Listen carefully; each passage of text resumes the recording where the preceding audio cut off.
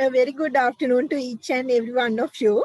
I am Dr. Dilrukshi Herat, track coordinator, track number 7, technical session. First of all, on behalf of the organizing committee, I would like to once again warmly welcome you to 5th CIPM International Research Symposium on HRM 2021, organized virtually considering the prevailing situation in the country and the world. Let me introduce the chairperson and co-chairpersons of the sessions on theme of business and cross-functional challenges. The chairperson, Professor Kumudini Disanayaka. Kumudini Disanayaka is a professor attached to Department of Management and Organizing Studies, Faculty of Management and Finance, University of Colombo, Sri Lanka. She obtained her bachelor's degree and the MBA from the University of Colombo, Sri Lanka. She has earned an MBA and doctoral degree from Meiji University, Japan. Professor Disanayaka has served as the head of the Department of Management and Organization Studies, University of Colombo. She has served in the capacity of editor of academic journals published locally as well as internationally. She has a visiting research fellow at the Institute of Developing Economics, Japan. Visiting scholars at the Japan Institute for the Labor Policy and Training and the visiting scholars meeting University under Japan Foundation Fellow Program. Her teaching and interest are in the organization studies and general management. Her research interests are the human behaviors in organization change, government changes, and women entrepreneurs. She has authored several books and book chapters and published research papers in local and international journals. Now, the co-chair of this session is Dr. Ruwan Abesekara, Department of Finance. Dr. Ruwan Abesekara is the head of a Department of Finance of Commerce and Management faculty. Further, he is senior lecturer grade 1. Dr. Abesekara obtained his BSc Honours degree in Industrial Management with first class from the University of California. He won the prestige Ceylon Tobacco's gold medal for the best student in Industrial Management Special Degree Program and the Haley's Award for the best undergraduate research. Dr. Abesekara completed his MBA from the University of Colombo with merit pass, winning the CIMA subject prize for accounting and MIS subject. He won a full scholarship to pursue his PhD from Mount University in UK. He obtained his PhD in 2015. Further, he has completed postgraduate diploma in marketing from a Chartered Institute of Marketing, UK. His experience is the entrepreneurship in the microfinance sector. He is expert in the case study method of qualitative research. His research interests include microfinance, entrepreneurship, HRM, and marketing. He is one of the highly cited researchers in the Faculty of Commerce and Management Studies. He has published his research findings, peer-reviewed international journals, has 18 publications to credit. Some of these journals are indexes in the Scopus and ABS databases. Further, he has took part of 15 in local and foreign conferences to present his research findings. Moreover, he served in the editorial board and the review panels in the reputed journals. Now I cordially invite Professor Kumudini Disanayaka to chair this session. A short notice for the audience. Please use the raising hand option if you have any questions or comments or clarifications regarding the paper presented. Thank you very much, Dr. Dilrukshi, for your kind introductions to both of us. So we will start the session then, inviting the first presenter. So the instruction to presenters, I think, have been already given. 10 minutes, that's already mandatory. And thereafter, we will give 5 minutes time for Q&A. So during the Q&A time, we will ask them to switch on the video. Okay. So first presenter is Kelvin Kanu. The title of the research is Impact of Social Media on Brand Loyalty, with special reference to Western Points of Sri Lanka. Yes, Mr. Kevin Kanu.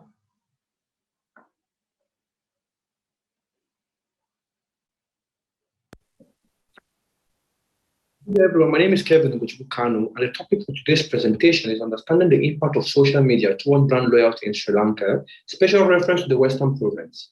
The internet began in the late 1960s by the Defense Advanced Research Project Agency, and it was the first internet technology to implement the transmission control protocol. The internet became fully operational in 1969. The internet in Sri Lanka dates back to the 1990s when the Lanka Experimental Academic Research Network first introduced the internet to that academic research community. In 1995, Lanka Internet and Sri Lanka Telecom became the first internet.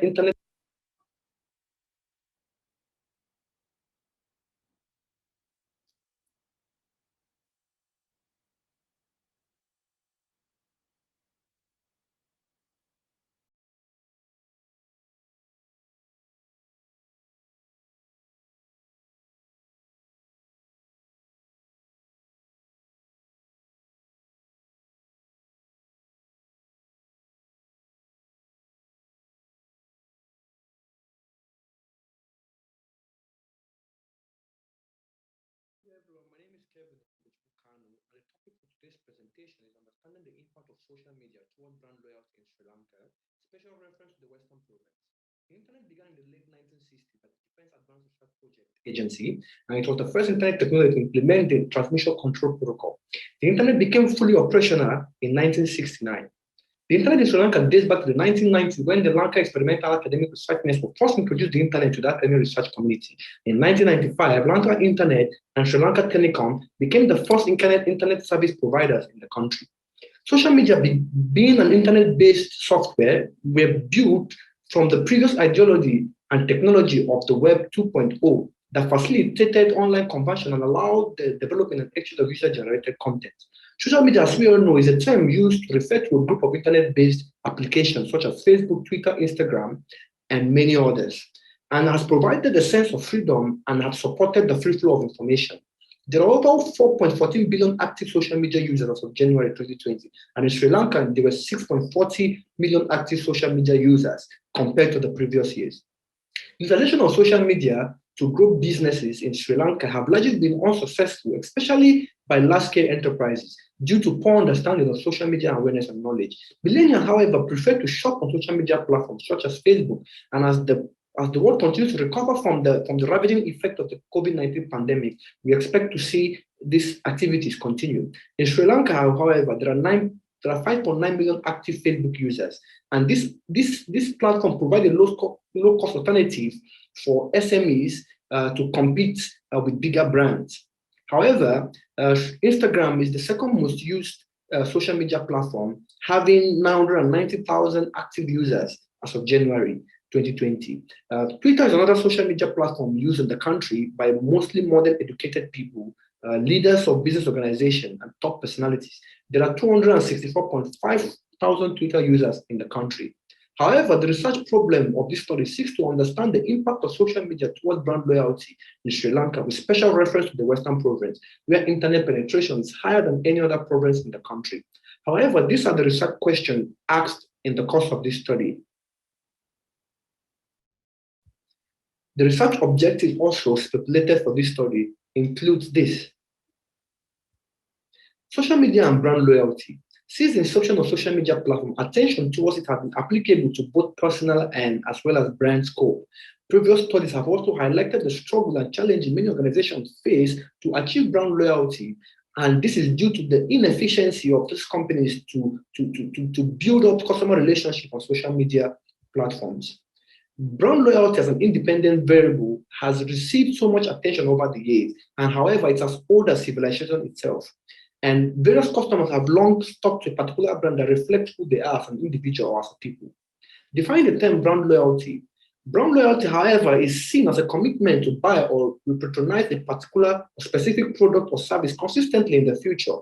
And this is achieved without having any sort of situational influences or any marketing or potential causes that can cause switching behaviors. Social media has proven to be both useful to our personal life as well as brands. And the activity of social media has helped organizations to bring or create loyalty among customers. Social media has been seen as an instrument, has been seen as a vehicle of change, and has been seen as a medium of empowerment. Social media brand engagement, however, has gained a lot of attention over the years and has helped organizations to continuously increase engagement with customers. Social media brand trust is another independent variable that has gained a lot of attention over the years. It is the willingness of customers to rely on the ability of a brand to perform its stated function. Social media brand image, as another independent variable, it is the mental image consumers have of a brand, and the perceived brand quality here influences the brand loyalty and brand image. Through social media, it has been very easy for organizations to communicate with customers. Organizations use social media to openly communicate, engage, and promote teamwork. Organizations also see social media as a strategy to position themselves and acquire competitive advantage, and also understand employees and customers' preferences. However, there have been various negative impacts and challenges of social media. Some of them include undue interference in other countries' politics, like we've seen in the US and Russia, increased viewing of and posting of pornography, fake news, promotion and recruitment of terrorists, imitating marketing information, and changing organizational culture. However, there has also been various empirical studies of social media and brand loyalty. And these studies have indicated that social media marketing assists marketers to conceive brand loyalty. Other research also find that social media marketing is a key driver of brand loyalty. However, they have been contrarily viewed to these studies, which indicate that a consumer may be satisfied with the product, but does not necessarily mean that they are loyal to that brand. However, there have also been other dimensions contributing to social media brand loyalty, including social media word of mouth, social media brand satisfaction, social media brand equity.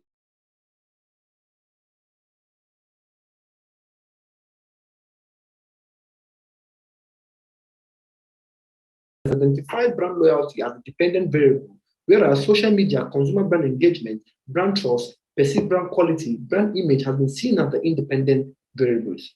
However, the research philosophy in this research confirms the positivism point of view because it adopts a stance from collecting data from various observable reality and uses those data to search for irregularities and relations that exist between variables. The research approach integrated for this study is the deductive approach to reasoning, and the research strategy is the survey strategy to data collection. And the cross-sectional research design was adopted due to time constraints. The population study for this research consists of people residing within the Western province, and 250 people comprised of the targeted population. The sample size for the targeted population was 152, and this was identified using the sample size calculator with a 95% confidence level and a 5% margin of error. The sampling method used here was a technique called the convenient sampling technique because it is easy to obtain correspondence, the responses of correspondence, considering the difficulties in assessing participants due to the COVID-19 pandemic. Based on the modified questionnaire, 26 statements were developed with 5-point Likert scale ranging from strongly agree to strongly disagree. The responses recorded in this research questionnaire is divided into 3 sections, with each sections with section 3 having 5 Likert scale questions for both independent and dependent variable. The findings, however, supported by the research questionnaire formulated for the purpose of this study, which have been distributed among correspondents residing within the given perimeter, of which 152 respondents were recorded, helped validate the analysis presented. Demographic analysis, these are the general profile of participants, and they include the gender, the age, and the educational qualification. Looking at table 1, you would see that it indicated that more females responded and participated in the survey. Table 2 also showcases that the respondent aged between 23 to 27 years had higher participation with over 57.2% participation in the survey. The educational qualification of correspondent here indicated that participants with a bachelor's degree had higher participation, followed by those with postgraduate qualification. We also looked at the social media analysis for correspondent, which covers the most used social media website, the usage of social media, and finally, the frequency of visit to brand social media networking page. The result indicated from table 4 showed that there was no use for Twitter and Snapchat. However, we discovered that more respondents used either Facebook or Instagram, which had more responses from participants. The social media usage also indicated that almost every person uses social media on a daily basis, with very few people who use social media rarely, 1% of them. The frequency of visit to brand social media networking page indicated that a majority of correspondents in this research visits one or more brands on social media pages. The research study contains 4 hypotheses, and each of them have been tested using statistical techniques such as correlation, regression, and multiple regression to validate the finding. Based on table 7, we can see that the correlation coefficient value for social media brand engagement was 0.596 with a p-value of 0.000. However, this indicates that there exists a relationship between social media brand engagement and brand loyalty. And therefore, we can say that H1 is accepted for this study. However, we also looked at the correlation coefficient value for social media brand trust and brand loyalty, and it indicated a 0.670 with a p-value of 0.000, which also says that there exists a relationship between social media brand trust and brand loyalty. And however, also exists a strong relationship between the two variables. H2, however, was therefore accepted. We also looked at the correlation coefficient value for social media brand image and brand loyalty, and the relationship that exists between these two variables were positive, and therefore H3 was accepted. We also looked at the correlation coefficient value for social media perceived brand quality and brand loyalty, and we can say that there exists a positive correlation between these two variables, and therefore the research accepts the H4 hypothesis. We also looked at the regression model as indicated in table 11, which aims to check the goodness of the data collected. The summary shows that the R value of 0.0589, indicating a 58.9%, and any value above 0.5 is usually considered a good model. So therefore, we can say this is a good and acceptable model. We also looked at the ANOVA model. Based on the table 12, it shows a significant value of 0.00, which is, however, considered a significant value of the sink, because at least to get a good model, it must be lesser than 0.5. So we can say that the ANOVA model is a good model. We also looked at the coefficient model for all the independent variables, and we can say that the constant was minus 0.006, and the other independent variables showed a positive relationship with brand loyalty, except for social media perceived brand quality, which had a weak positive relationship with brand loyalty. The finding, however, of this research revealed that social media had a significant relationship with brand loyalty, and however, this is supported with the mean value of brand loyalty of 3.0938 with a standard deviation of 0.7988, which is approximately 80.8%. It also demonstrated that there were vital standard deviation, as it also demonstrated each value with a vital standard deviation, as there were no significant differences in their mean values, which indicated a positive relationship. The study also found that social media perceived brand engagement had a positive relationship to brand loyalty, and also indicated that social media brand trust also had a positive relationship with brand loyalty. However, social media perceived brand image also had a positive relationship with brand loyalty, and slightly lower variable was experienced with social media perceived brand quality, which had a slightly lower variable but had a positive relationship with brand loyalty. However, the recommendation adopted for this study outlined the importance of social media as a strategy to be integrated into any businesses. And as the world continues to change into a more digitalized platform, organizations must understand that if they want to remain in the market and grow, they must not ignore the changes social media presents in the business landscape. The study also conducted a review that the attachment individuals hold to social media is now a new normal, and many organizations, especially large firms, fail to harness the opportunity social media presents. Through social media, businesses can better understand their customers and even create new demands. Organizations must develop a separate social media department, different from the marketing department, to handle all social media related functions. They must understand that social media is quite deep and must be able to accept these changes. The amount of time people spend on social media platforms is an opportunity for organizations to build a relationship with customers, one that is based on trust and continuous engagement. And also, however, the landscape of social media has not fully been utilized.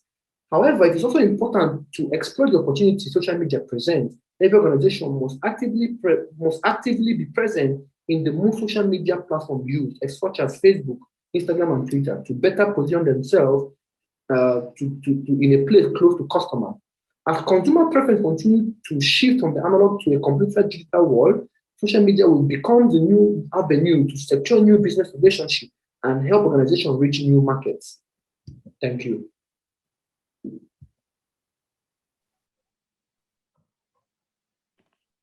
Thank you very much, Mr. Khan, for your presentation. Well-structured presentation. You presented your research results, incorporating all the important aspects. So, shall we open the forum for the audience to ask any questions for clarifications? We'll give 5 minutes.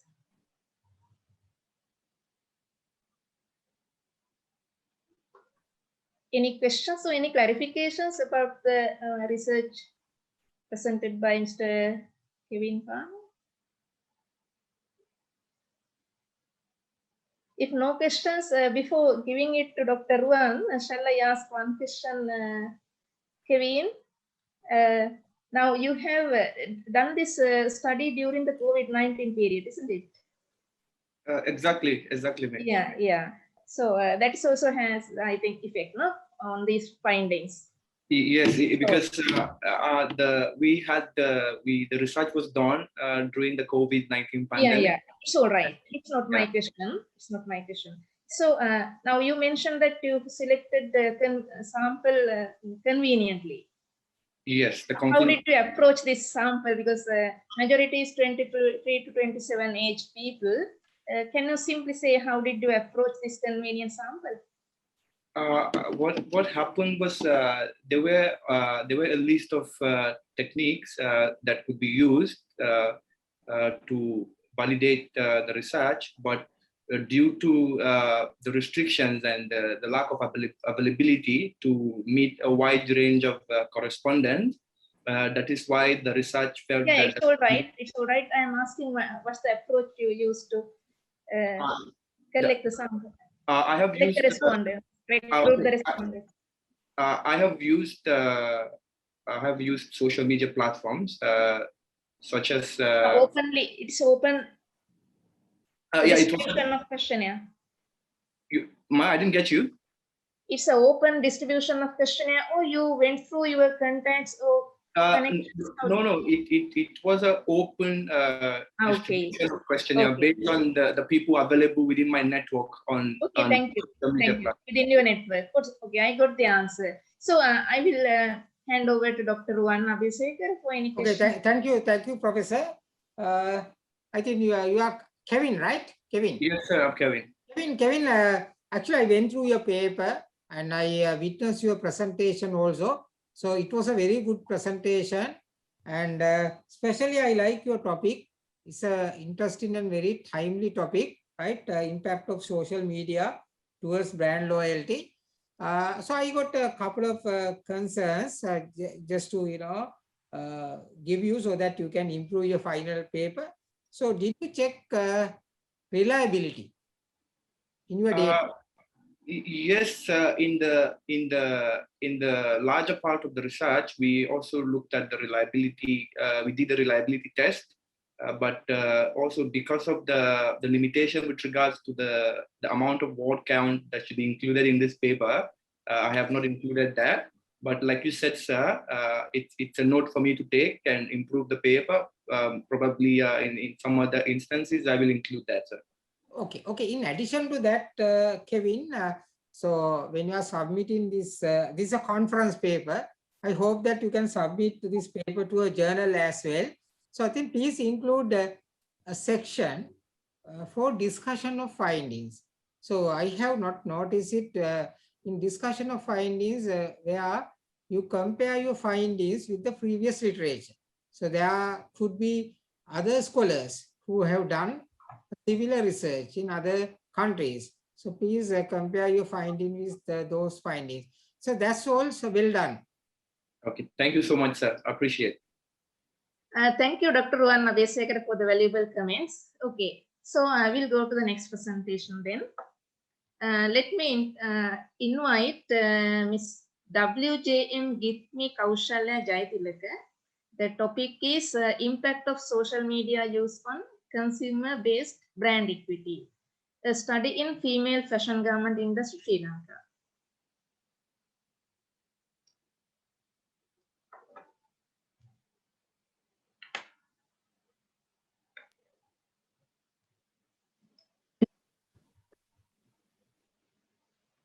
Hello everyone, my name is Githmi Kaushalya Jaitilaka. Today I'm going to present about impact on social media use on consumer-based brand equity. And this is specifically a study on female fashion garment industry in Sri Lanka.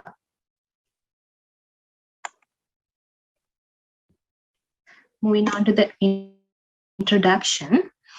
Social media is an open source user-controlled interactive internet application.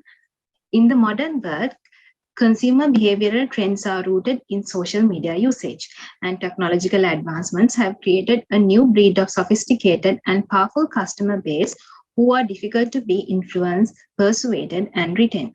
So what is this brand equity?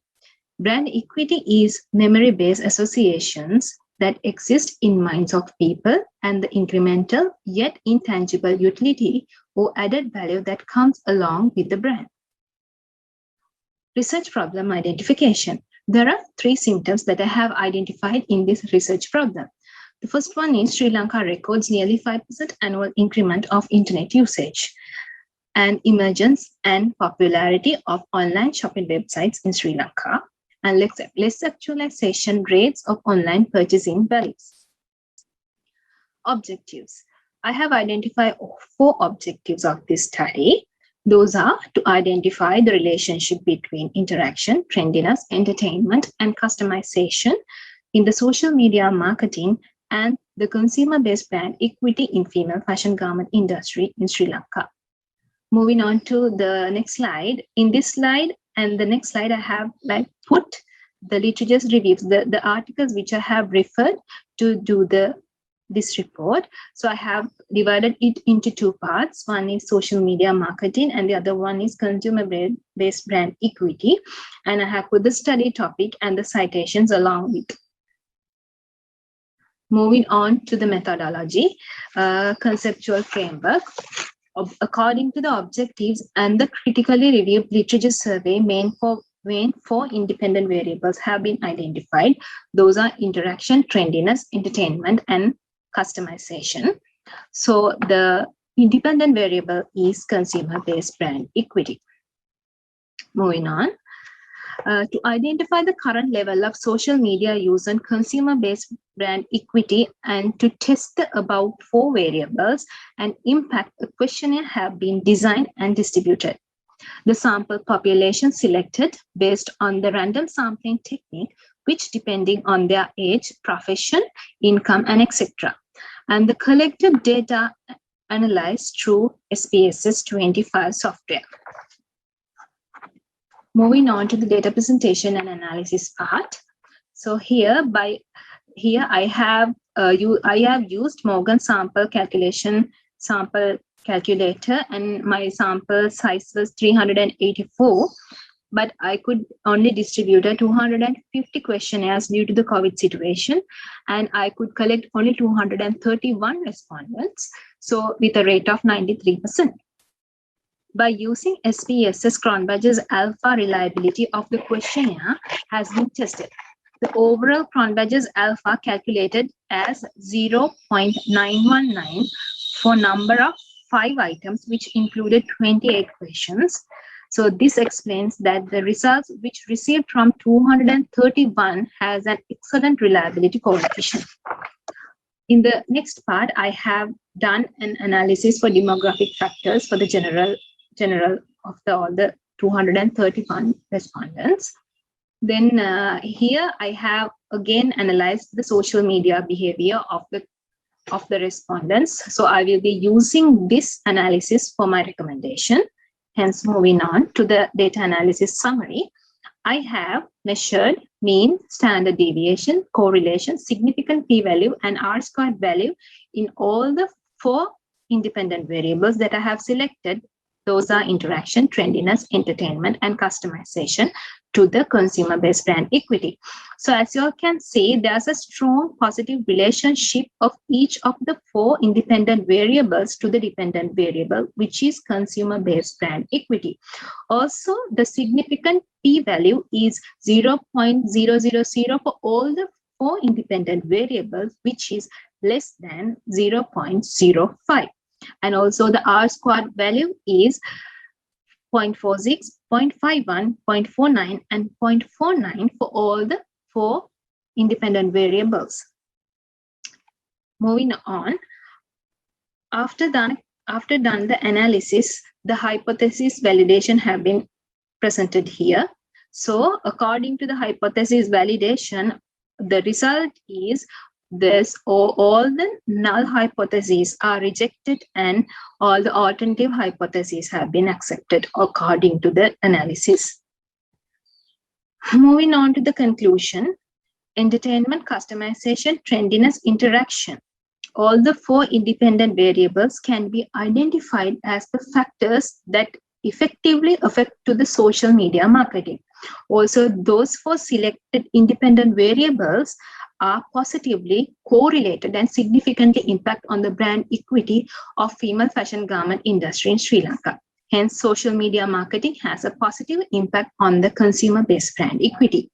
Further, it was revealed from the response that 98.7% the sample agreed to the fact social media is an effective and powerful platform to build brand equity of female fashion garment industry.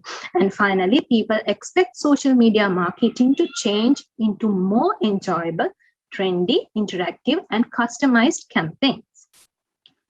So moving on to the recommendation, more capitalization on Facebook marketing is the easiest and the cheapest way of reaching to the target market in a millisecond.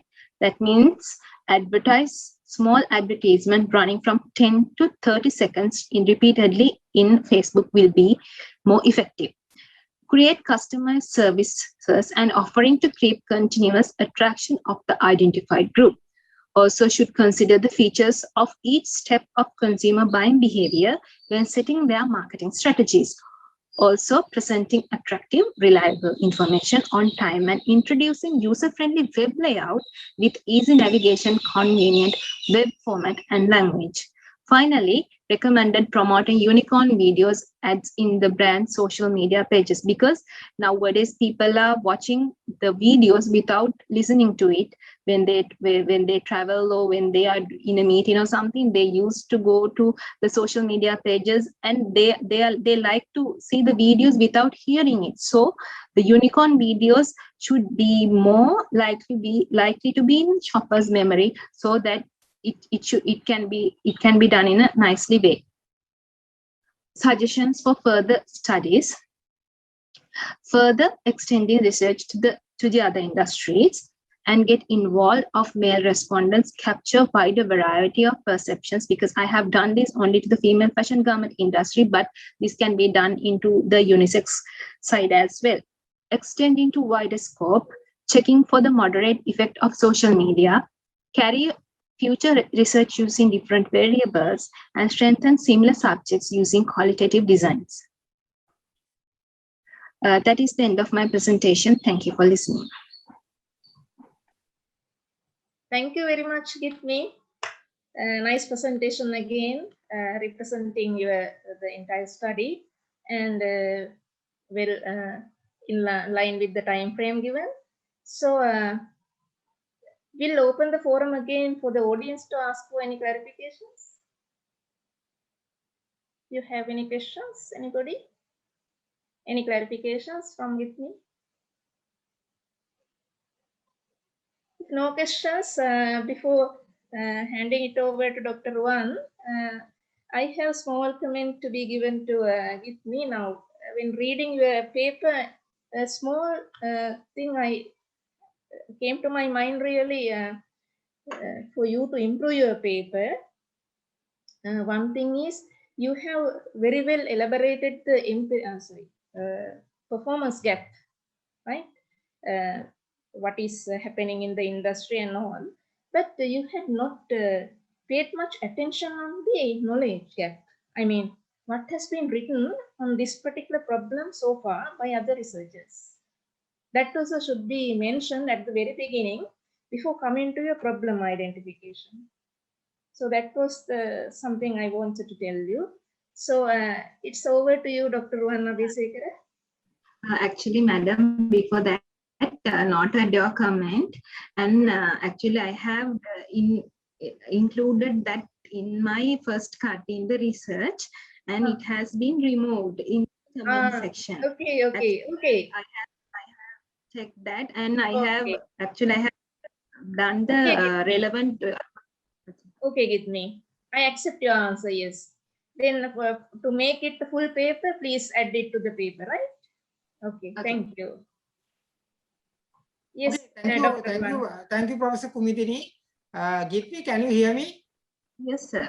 Yeah, Gitmi, it was a very good presentation. I really appreciate how you presented, and you have followed the scientific method. I read your article also. I actually do agree with I think Professor. I think you failed to mention about knowledge gap, or if you like, you can say empirical gap. In fact, you gave only one article from the airline industry, just to show there's a gap. But you said a little while ago why you did not include that part. So your answer is accepted.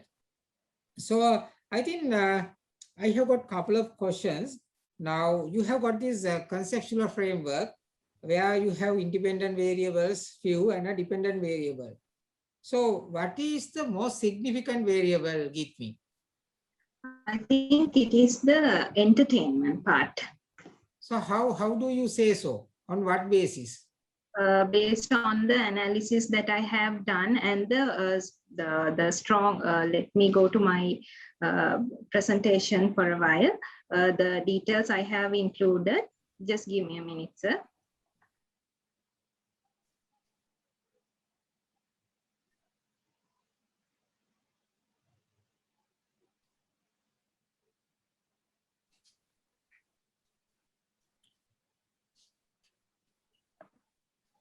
Okay, Gitmi, since you are taking much time, right? I think you are trying to say that the correlation, the most high correlation is Gitmi. Now, Gitmi, I think in order to identify the most significant variable, okay, I think rather than using correlation, so please use multiple regression results where you find t values and the beta values, right? Yeah. Based on the t values, right? T for TAF, right? So you can conclude that this is the most significant, this is the least significant, right? Since you have got the data set, it is very easy for you to run the multiple regression and identify the significance of each variable, and importantly, the robustness or the strength of your model. We call it adjusted R squared. So please keep that also in your mind, right? So other than that, okay, so you have done a good job, right? Well done. Thank you, sir. Thank you, Dr. Ruan.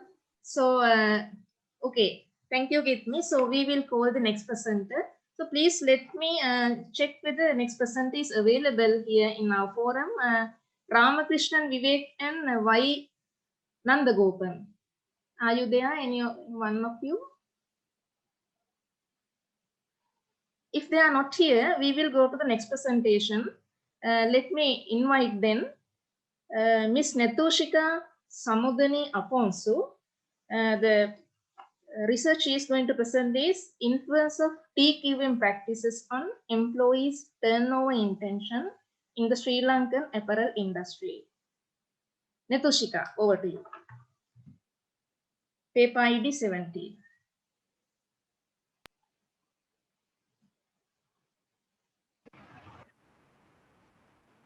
Very good day to all of you. I'm Nitushika Sumudani Aponso. I'm so much grateful for this opportunity I received today to present in this platform, International Research Symposium on HRM 2021, organized by CIPM. So my research title, Influence of TQM Practices on Employees' Turnover Intention in the Sri Lankan Apparel Industry. The function of total quality management can be known as a critical determinant when it comes to decide the success and the survival of both manufacturing and service organization in today's competitive environment. Total quality management component can be known as organizational-wide efforts to install and make a permanent climate in which an organization continuously improves its ability to deliver high-quality products and services to customers in a continuous process. When it comes to total quality management practices, there are two types of TQM practices. One is hard total quality management practices, and the other one is soft total quality management practices. Hard total quality management practices concentrate on business excellence, and the soft total quality management practices concentrate on people, the human resources of an organization. So this research is mainly concentrated on people-oriented aspects of TQM, which is soft TQM practices that initially well understood and observed well. With the reference of past literature, the existing literature doesn't recognize the impact of soft TQM practices to the employees' turnover intention within the context of the Sri Lankan apparel industry. And also the lack of studies have been explained the effect of soft TQM practices to employees in the organization. It is noticeable that existing literature doesn't discuss the mediation effect of employees' attitudes to the impact of soft TQM practices on employees' turnover intention. And also, the lack of studies have been recognized soft TQM practices as one of the reasons for employees' turnover intention. So with these facts, this research has developed two main research questions. The one is there an impact from soft TQM practices on employees' turnover intention? The second one is, do employees' attitudes mediate the impact from soft TQM practices on employees' turnover intention? Aligned with those two research questions, the objectives of the research has been developed. The two objectives are, first one is to examine the impact of soft TQM practices on employees' turnover intention, and then to investigate how employee attitudes, namely job satisfaction, job involvement, and organizational commitment, mediate the impact of soft TQM practices on employees' turnover intention. So the literature has been used in this research mainly in the topics in the title areas of total quality management practices, employees' attitudes on TQM practices, employees' intention to turnover, TQM practices and employees' turnover intention relationships. So with the use of this literature, the research has been developed in many scopes and areas. The conceptual research framework of this research is now visualized in the screen. So this research used 9 main elements, as it can be known as the TQM practices, soft TQM practices. Leadership, training and development, customer focus, teamwork, rewards and recognition, empowerment, organizational communication, management commitment, and organizational trust. And as the hypothesis first statement, H1, this research identified TQM practices and employees' intention to turnover relationship. And the mediation factor is employees' attitudes, as you can see in the screen. So it is namely in 3 main functions. First one is job satisfaction, and the job involvement, organizational commitment. And H2, H3, H4 hypothesis statements has been developed through these attitudes factors. As it is, job satisfaction mediates the impact from soft TQM practices on employee turnover intention. Job involvement mediates the impact from soft TQM practices on employee turnover intention. And the organizational commitment mediates the impact from soft TQM practices on employee turnover intention. So it is clear the 4 hypothesis statements has been developed using this conceptual research framework. The operationalization summary as used in the research is totally about the dimensions of these variables, as in the sense the independent variable is the total quality management practices and the dependent variable is employees' turnover intention, and the mediation factor is employees' attitudes. And from all these dimensions, the research used number of items in order to develop the questionnaire. So this is the summary of that number of items. So the questionnaire has been developed using those indicators used in the past literature, and then this questionnaire has been distributed among the Western Province apparel industry companies' employees through selecting a random sample. So after the data was collected, the data was analyzed. So these are the 4 main ways that the research used to analyze the data. The first one, validity analysis of multi-item measurement instruments. This measures the validity of the indicators that the questionnaire used. Scale reliability. This measures the reliability of the questionnaire used in the compact alpha. And the descriptive statistic analysis mainly focused on mean and standard deviation measures. And finally, the linear regression analysis, which is the main and very important analysis of this research.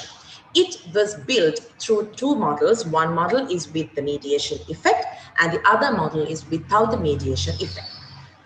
And the findings were quite interesting. The results reveals that the impact from among all those 9 elements, leadership and teamwork are significant relationships at 5%, and organizational trust is significant at 10% on employees' turnover intention. Further analysis shows that leadership and teamwork has the highest impact on employees' turnover intention, while organizational trust also indicates a way to impact on turnover intention. So these results lead to partially accept the H1 statement, which is there is an impact from soft TQM practices on employee turnover intention. And then job satisfaction and job involvement mediate the relationship due to teamwork and organizational trust totally, which is the perfect mediation, while the relationship due to leadership partially. These results lead to accept H2 and H3 while rejecting the H4, because the research hasn't found any positive any relationship between the organizational commitment mediates the impact from soft TQM practices on employee turnover intention. So this study is expected to create awareness among employees of the importance of maintaining soft TQM practices, mainly leadership, teamwork, job satisfaction, and job involvement within the organization.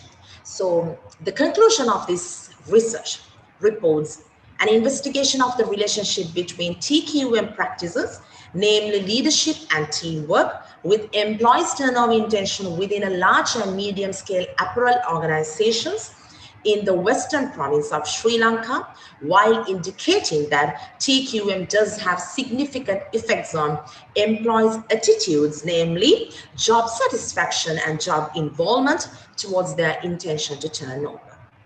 So future research can be developed in the areas in increased sample sizes, geographical diversity, organizational types, various manufacturing industries, and also using several dimensions to measure the mediating effects of employees' attitudes to employees' turnover intention.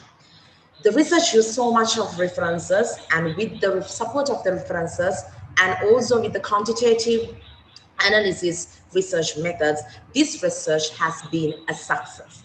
So with that, I want to conclude my research presentation. Thank you very much for your kind attention. Thank you very much, Netushika. Again, a nice presentation. That's about soft TQM practices and outcomes on employees, right? So this area is a well-researched area. So, okay, so we'll open the forum for any questions to the audience.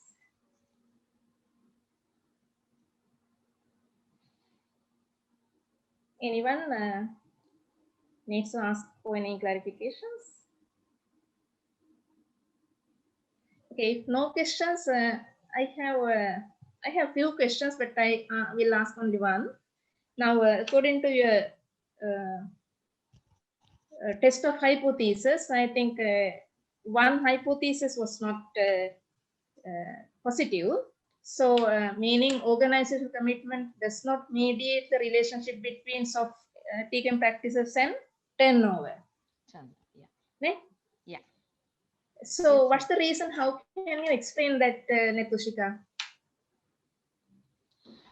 That has been found according to the questionnaire results. So, How can you explain that finding, interpretation? Why is that? Yeah, because the organizational commitment in the sense, the employee's job role commitment to the organization and how his or her job role can contribute to the in achieving final goals and objectives of the organization. So what it shows as no relationship between the commitment and the employee's job turnover intention in the sense, because it can be also a result of some employees, they just it doesn't affect their turnover intention, because when they achieve, like they know that they want to achieve their final goals in order to achieve the final objectives of the organization. Okay, I But understand your point. I understand what the making point. Yeah, so then is it telling with the findings of other researchers, or any difference? There is a little difference, because Okay. this has been, this has Okay, been. okay, Netushika. So in Thank such cases, you have to explain why, right? Okay. So that adds value to your findings, discussion, conclusion, all these things, right? Okay. Okay, Yeah, okay, thank you. So may I invite Dr. Vanna Visekar for any clarification? Thank you, Professor Kumudini. Netushika, I think I read your paper also. So I'm impressed with your writing. It was well written, and your presentation was very good, right? And as Professor mentioned, it's a very good researchable topic, right? Total quality management on employee turnover. Can you tell us how you can justify your sample size?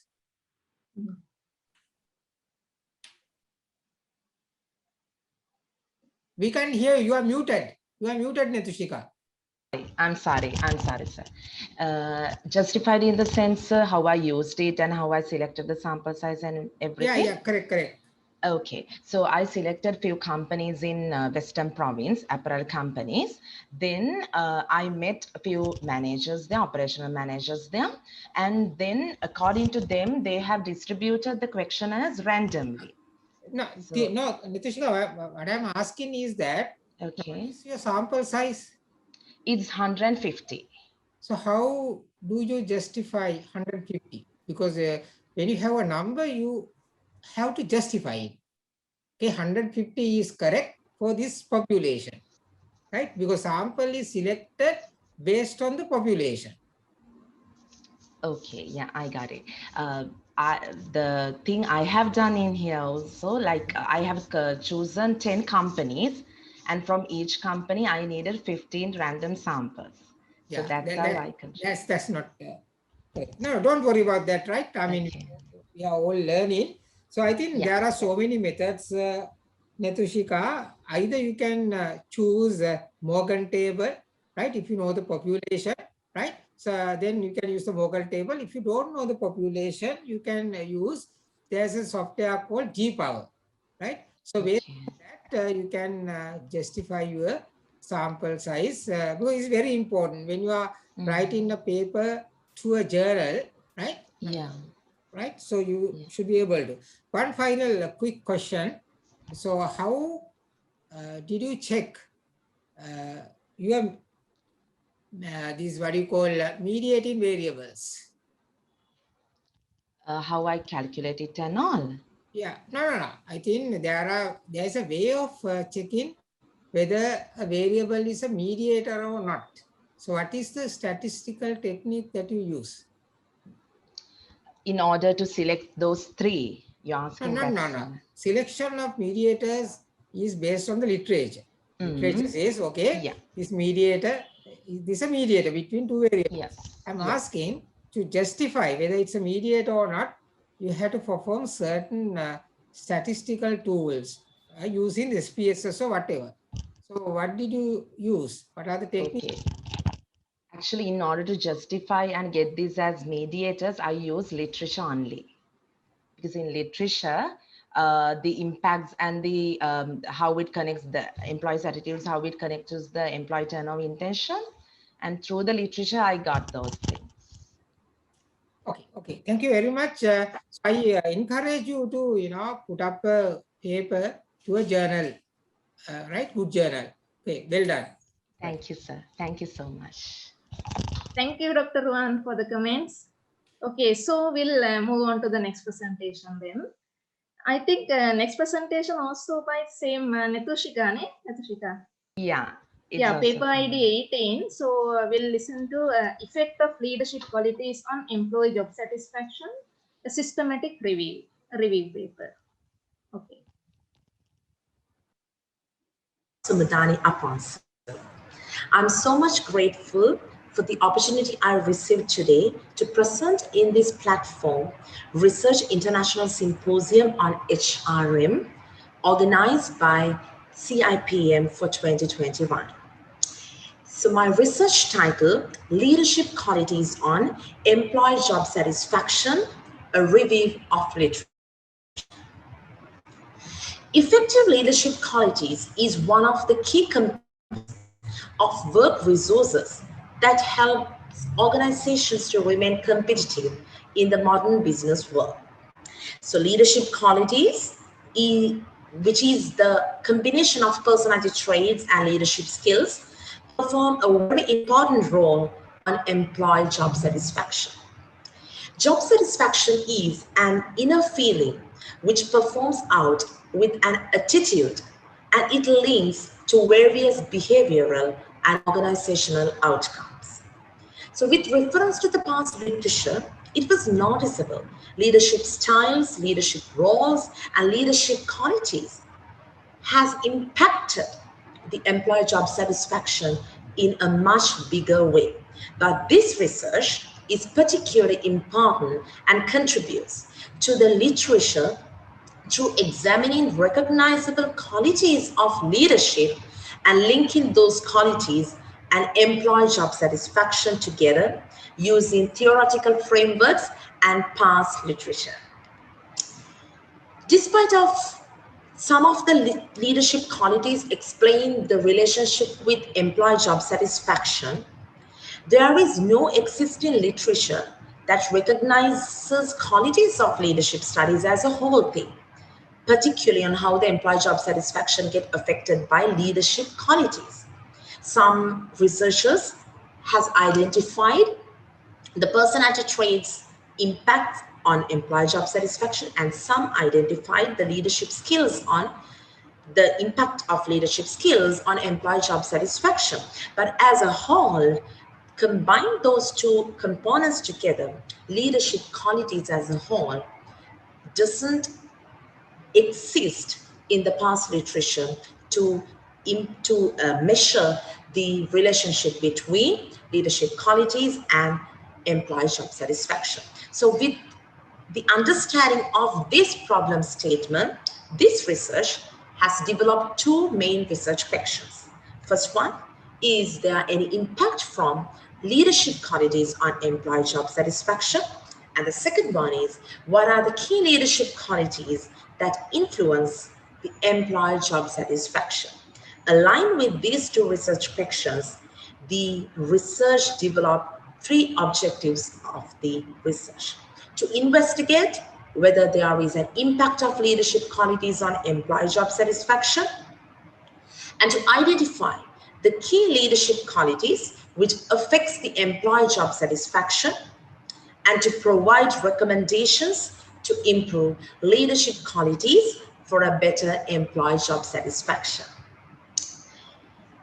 Many literature, researchers, and quality journal articles has been reviewed in order to make this research a success.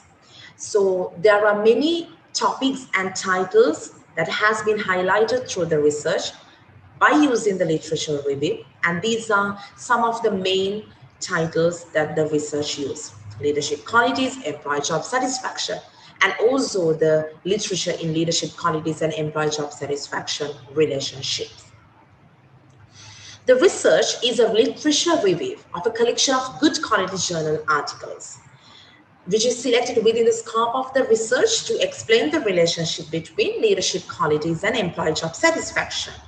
This review primarily based on qualitative research factors, while quantitative evidence is also used in order to bring out and evaluate some concepts and ideas that has been used in this research.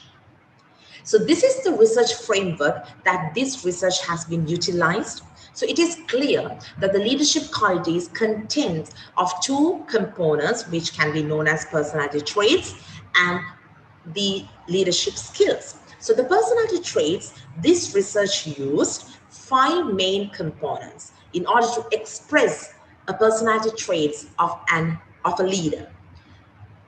The 5 components are open-minded, being considerate, being confident, empathetic, ethical. And when it comes to the leadership skills, it can be categorized as cognitive skills, where the research emphasizes control and self-reflexivity of a leader, motivational skills, inspiring and trustworthy skills of a leader, and social skills, willing to trust, good listening skills, and mutual trust of a leader.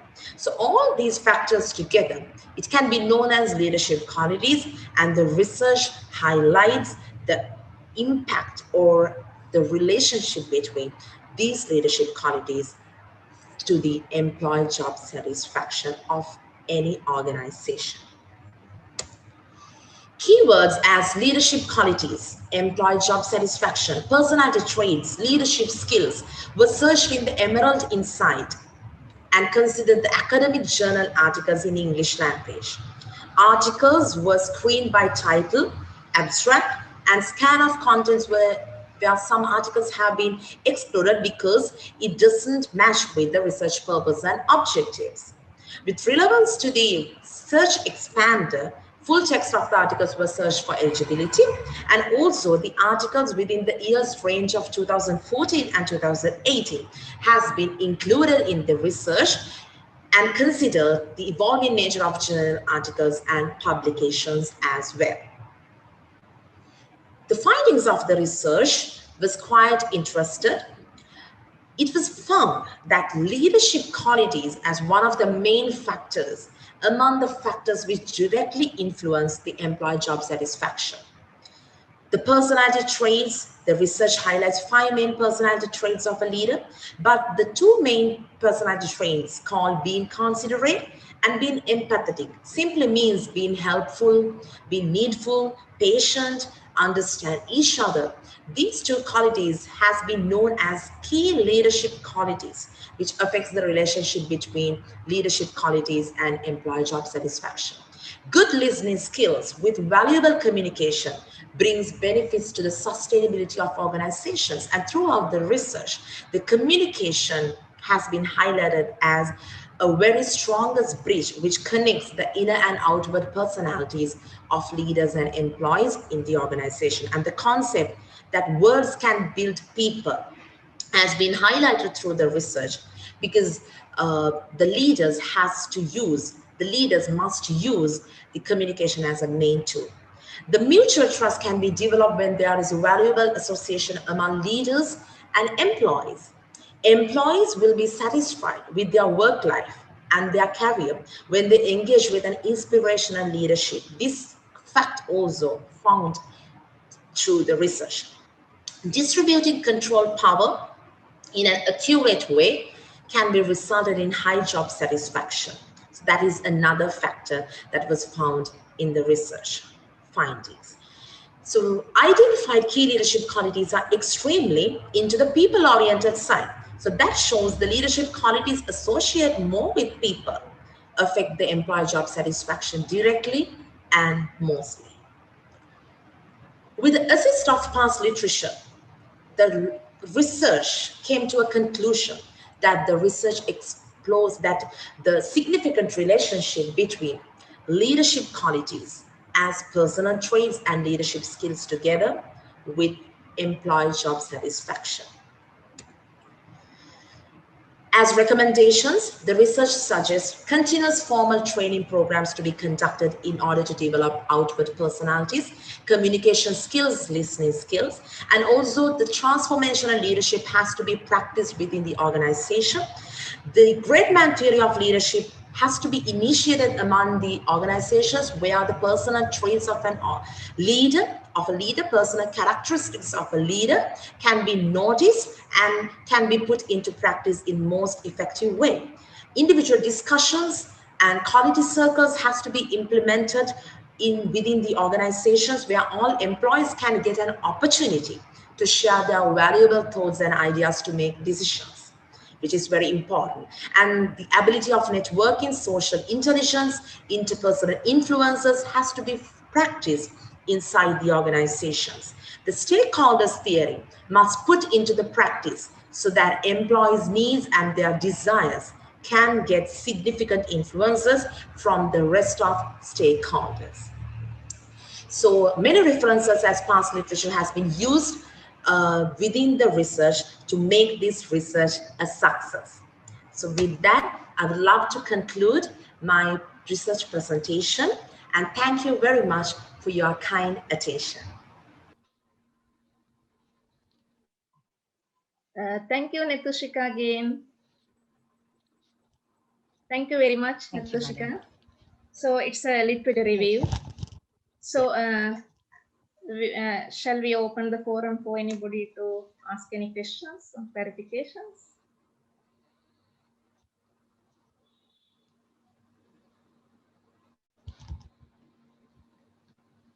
Okay, if no questions, I have few concerns, Netushika.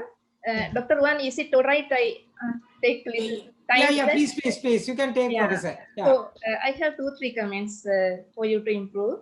Actually, literature review papers, systematic literature review is not very well done in Sri Lanka by our scholars, right? So this is very appreciable attempt, Netushika. So many people are not going to do this because of some problems. We can't get access to a full database to complete a full literature review. That's why. So anyway, you have made a good attempt Thank in you. this area. So it is very much appreciable. And you have done it to certain extent, good extent, right? Few comments is one thing abstract. When you write the abstract, you don't, even in a literature review, no need to put citations there, right? That's one thing. Got it? Yeah. Okay, second thing is we don't give recommendations in a literature review. I have this comment to others also. So we can't give recommendations. Even in other research we do, I will make it later. So in a literature review, what the final outcome, looking at the final outcome, what we can do is we can propose the research agenda for future scholars. Because you are reading past literature, right? So that is a sort of proposal for future research, agenda for future research. If you come that way, that will be the best way to conclude it, right? So one more thing, my last concern is your paper. Yeah, I agree. Actually, I am happy with the paper, the way you have written it. But when you presented it, you came up with research framework. But that research framework is something you're finding, isn't it? That is something coming out of your analysis. It is not a framework you adapted to conduct the analysis, isn't it? Yeah, true, madam. Yeah, so that framework, what you call research framework, is the themes you identified in the literature review. So you have given a table also there, right? Highlighting the literature. So I think it is not correct to, it is only came in your presentation. It is not correct to make it as a research framework. So how can I include it, madam?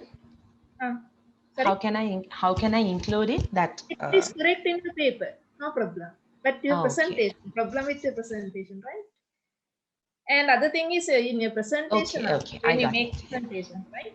In your presentation, the methodology actually you have written in the paper, the method under the methodology, but under analysis you have written it. Databases you search through, keywords you use, exclusion criteria, inclusion criteria. If you present it under your methodology in the presentation, that's the best thing. Okay. Right? Okay. Yeah. That's easy for the audience to understand the way you did it. Okay, those are my comments. Thank Dr. you, Ruan, you can. Thank you, Professor Kumuduni. I think, Netushika, what motivated you to submit 2 papers? Are you an academic? No, but I have completed my degree and MBA. So, Correct. Congratulations, right? I mean, thank you. Well done. Okay, thank now you, sir. I do agree with what Professor Kumuduni said, starting with the abstract. The abstract, please don't put references in it, right? I'm referring to your article, right? In the abstract section, you don't put references. So in addition to that, I think in the paper you have mentioned both the research questions and the objectives, right? So in for a dissertation, you can have both, but when writing up a paper, conference paper or a journal paper, put either research questions or objectives, one of those, not both. Okay. I am just wondering why you chose only Emerald, because when you are doing a thorough literature review, as Professor mentioned, it's very rare. Researchers, right, do not do literature review that often, but still it's a very important thing. So you are contributing to the knowledge domain by doing this one. But my only concern is why only Emerald, right? Why you chose Emerald articles? Am I correct? You chose. Yeah, it's 90% Emerald articles. Because thing is, it's not right, because there are so many other renowned databases like Sage, Science Direct, Taylor and Francis, right? I think otherwise your result Okay. bias skewed to one particular database. And you mentioned in your article that you chose articles between 2014 and 2018. Am I correct? Yeah. However, I noticed that your reference list, there are articles which were done in 2019. Okay. Sorry about it. No, no, okay. And I think one of the main things why you are doing a literature review is that to identify gaps in the literature, right? Yes. Yes. You can suggest, as Professor mentioned, okay, these are the gaps in the literature so that future researchers can concentrate on those things. So I urge you to, right, include a sections whereby you talk about, okay, so I think a lot of people talk about this thing, leadership qualities and job satisfaction. However, this is not addressed, or only dearth of, people have addressed that. You have to identify and propose. Okay, Mm. in your topic, there are some gaps, something like that. So other than that, Okay. I'm happy about your writing, but compared to your previous paper, I'm not happy with this writing, right? To be honest, right? Okay. But your presentation, both very good, well done, and I wish you all the best. Thank you, sir. Thank you so much. Thank you, Dr. Wan. So we will invite the next presenter then. HM PK Herat and C. D'Souza. The title of their study is Impact of Third-Party Logistics 3PL Services on the User Satisfaction Level. Paper ID 61.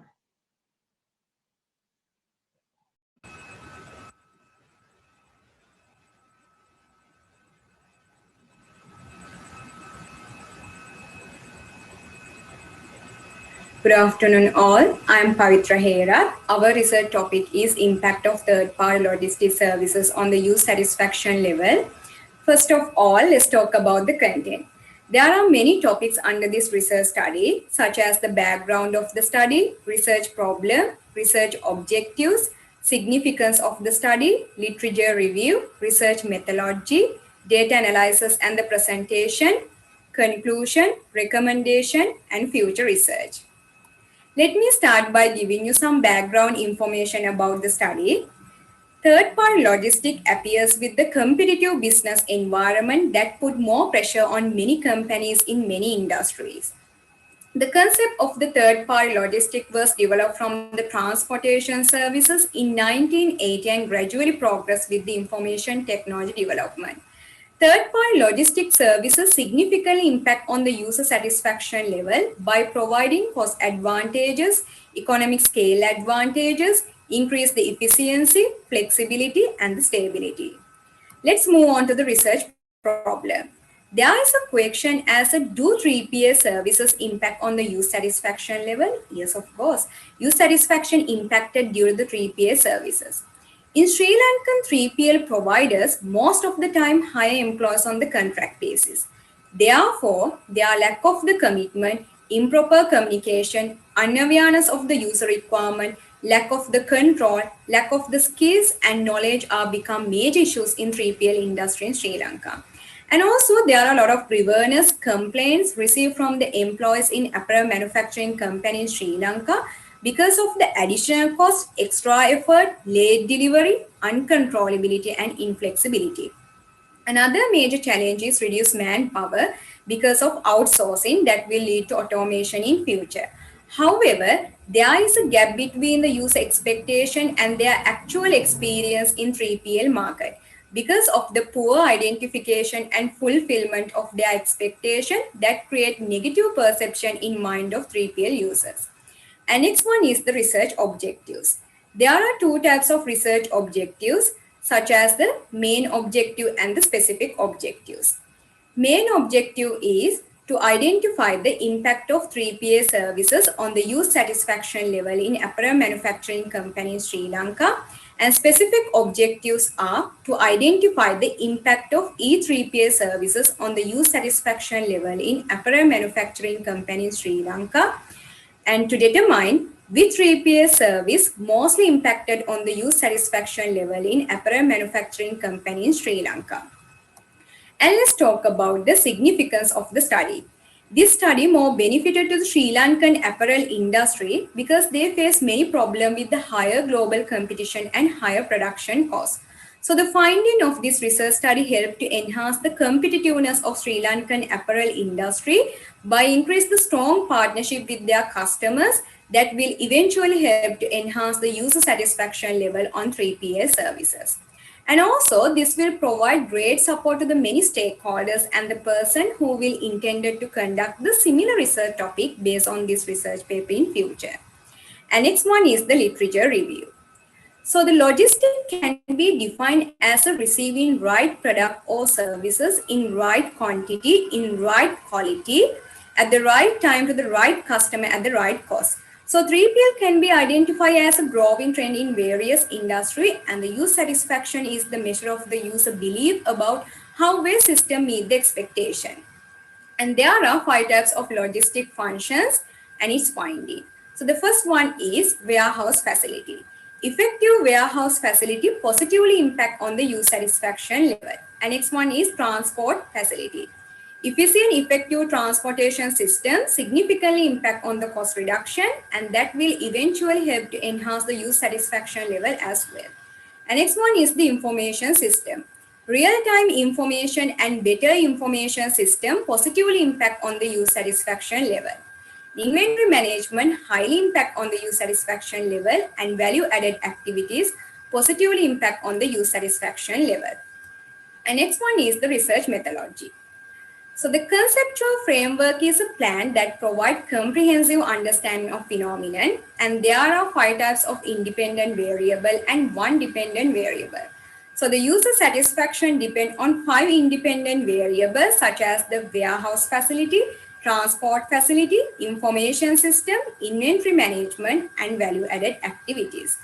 And next one is the research approach. In this research study, use deductive approach that is concerned with the developing hypothesis based on the existing theory. And next one is the nature of the study. In this research study, use explanatory research that explain the cause and effect relationship between the 3PA services and the user satisfaction level. And next one is the unit of analysis. Data were collected from the each managerial and executive level logistic employees in centralized logistic department in apparel manufacturing company in Sri Lanka. And target population is the total number of the managerial and executive level logistic employees in apparel manufacturing company in Sri Lanka. And there are 25 logistic employees. And data collection, primary data were collected from the questionnaire survey, and secondary data were collected from the government publication, website, books, and journal articles. And let's move on to the data analysis and the presentation. So this table represents average variance extracted values, and these values are larger than the correlation value in the particular column and also larger than the latent variable. So this result indicates discriminant validity is well established. And next one is the reliability. Converge alpha value of all 6 variables are between 0.7 to 0.9, which is acceptable. And let's summarize hypothesis testing. Apart from the transport facility, other logistic services such as the warehouse facility, information system, inventory management, and value-added activities are not statistically significant impact on the user satisfaction level under the decision's rule of two-tailed t-test with the significant level of 90%. And next one is the conclusion. Turning our attention now to the result of the study, as we all know, apart from the transport facility, other logistic services were not statistically significant impact on the user satisfaction level. But warehouse facility had the large effect size, information system had the medium effect size, inventory management had 2 weak effect size, and value-added activity had the large effect size on the user satisfaction level. And also 3PL user satisfaction can be differ according to the user perspective and 3PL service provider perspective. In Sri Lanka, most of the research regarding 3PL user satisfaction done by using small sample size. But this study was conducted by using entire target population, therefore it represents most accurate and reliable data. Annex 1 is the recommendation. 3PL service provider of apparel manufacturing company in Sri Lanka should maintain long-term, strong relationship and well-respond communication system with 3PL user. And logistic manager should understand the core, non-core business activities, supply chain, other functions, as well as logistic manager should understand the dynamic changes of the customer's demand and environmental changes. Executive level employees should understand the outsourced logistic functions and importance of them to the particular organization. So by providing satisfactory training program to all logistic employees and develop process to rotate employees' job that will help them to identify the impact and importance of the greater cooperation, greater coordination and better control. And finally, let's talk about the future research. Future research could be done in large geographical area with a large sample size. And also, future researchers have opportunity to implement the depth analysis by using inductive approach. Apart from that, 3PL industry has many issues.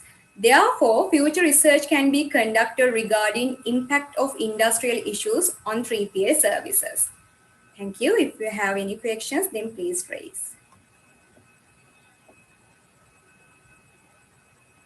Thank you very much, Pavitra. Your name is Pavitra, no? Is it Pavitra? Yeah. Okay, Pavitra. Thank you very much for the nice presentation. Very nice study you have conducted this. That's about 3PL, third-party logistics, and how its impact on user satisfaction. Yeah. So we'll open the forum for the audience to ask any questions or clarifications. Yes, madam. Yes. I'm with me. I have a small question to Pavitra. Actually, Pavitra, your presentation is very good, actually very reliable to us as well. So, and I agree with your recommendations as well. So one point I just want to know, in your data collection part, you have mentioned that you have selected the population in an apparel manufacturing company.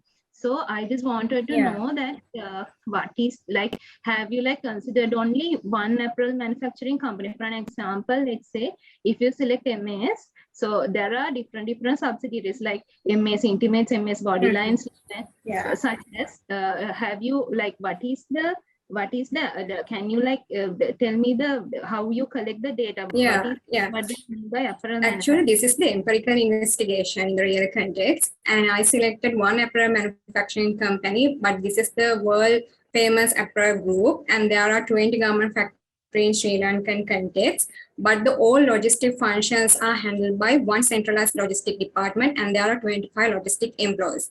So then I selected entire target population as a sample size in this study. Yeah. Okay. Thank you, Gitmi. Any other questions from the audience?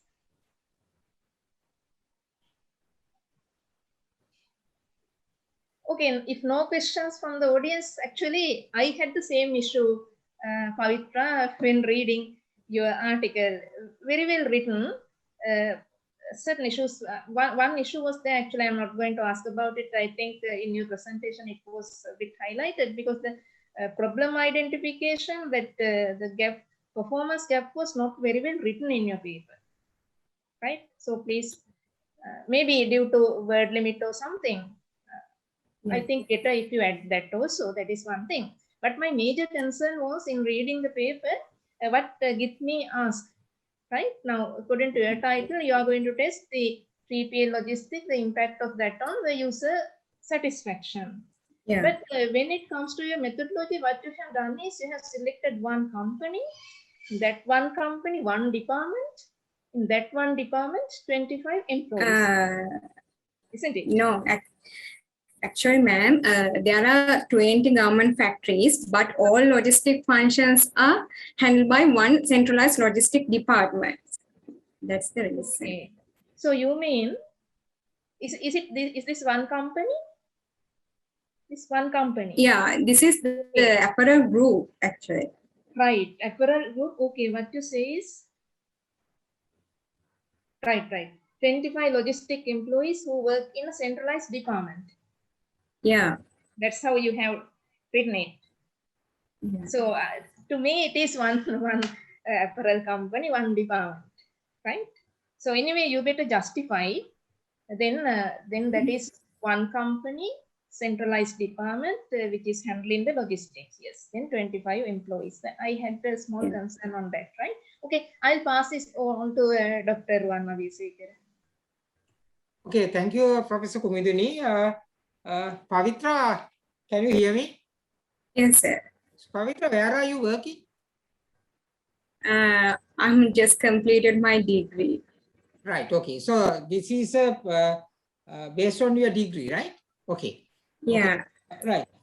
I think I went through your paper, right? It's still written paper, despite there are a few flaws in it, right? Now, for example, I think when you write in objectives, so please use the words such as to identify the impact, right? So rather than use to identify, you say impact, something like that, right? Write in objective. Yeah. So I think, so when you talk about research gaps, there are 4 gaps, right? Performance gap, empirical gap, methodological gap, right? Theoretical gap. But importantly, I think you have to address empirical gap. So where you have to say that there's a dearth of research done in 3PL, third-party logistics, right? In this area, user satisfaction, that is why you are bridging the gap. So which is not clearly stated in your study. In addition to that, under research methodology section, better if you can show the conceptual framework. So you have identified number of conceptual independent variables and dependent variables. But when I read at the end, show your conceptual framework drawn thanks to the smart PLS. But before that, path model. Yeah. And because one of the things that I like your paper is that you use smart PLS, because a lot of students, they use regression, right? So you have gone one step forward and you have used smart PLS, which is very encouraging and should be commendable. And I just want to ask one thing. When it comes to structured equation method, SEM, there are 2 techniques, SEM AMOS and SEM Smart PLS. Can you tell us why you use Smart PLS over AMOS? Yeah, actually, sir, the sample size is very small and the model is very complex with the many indicators and the variables. Okay, very good, right? As is very accepted, especially when the sample is very small, choose Smart PLS. Okay, well done. Wish you all the best. Thank you. Thank you so much, sir. Thank you, Dr. Ruan, for the comments. Okay, so we'll invite the next presenter. I think the last presenter in our session. That is, there are 3 authors in the paper, K.A.C. Chandrika, K.A. Panduka, and K.I. Uresha. The title is Impact of Selected Motivational Factors on Pharmaceutical Production Employees' Motivation at a pharmaceutical manufacturing company in Sri Lanka. Tape ID 35.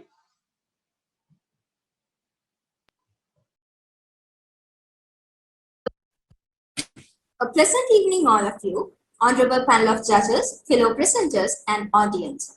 I am Ishani Uresha, and I'm here to present our article, Impact of Selected Motivational Factors on Pharmaceutical Production Employees' Motivation at a Pharmaceutical Manufacturing Company in Sri Lanka. This is the content of our presentation. Moving on to the introduction, motivation is the key stimuli which drives employees to achieve better performance. This is essential for labor-intensive industries like pharmaceutical manufacturing industry.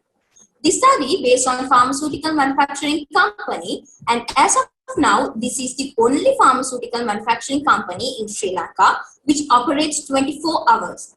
And this company is facing a huge issue with high absenteeism and turnover due to high employee demotivation.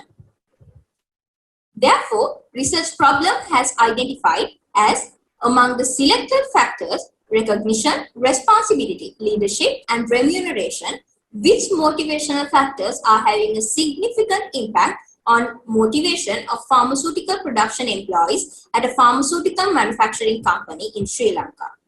Research objective was derived from the above research problem as to find out the impact of selected factors on pharmaceutical production employees' motivation at a pharmaceutical manufacturing company in Sri Lanka. But in 2018, defined motivation as the potential to activate and direct behavior in a manner which is inherent in a system of behavior control. Kegoro and Anyango in 2020 in their study identified that there is a significant positive correlation between employee empowerment and employee performance in pharmaceutical manufacturing organizations due to high motivation. Different scholars have identified number of factors affecting to motivation, as this is vastly researched area in literature. Among those, recognition, reputation, leadership, and remuneration has selected in this study as the factors affecting to motivation, striking a balance between motivators and hygiene factors from the Herzberg's two-factor theory. Results from Hijase et al.'s study in 2016 backing up the selected factors together with few other factors identified as major factors impact on employee motivation in pharmaceutical manufacturing organizations in Lebanon. Moving on, this is the conceptual framework of the study, and its origin is from motivators and hygiene factors from Herzberg's two-factor theory. Based on the conceptual framework, following research hypothesis has been developed. As recognition has a significant impact on motivation of pharmaceutical production employees, responsibility has a significant impact on motivation of pharmaceutical production employees, leadership has a significant impact on motivation of pharmaceutical production employees, remuneration has a significant impact on motivation of pharmaceutical production employees. Moving on to the methodology, the study is a descriptive study which adopted the deductive approach.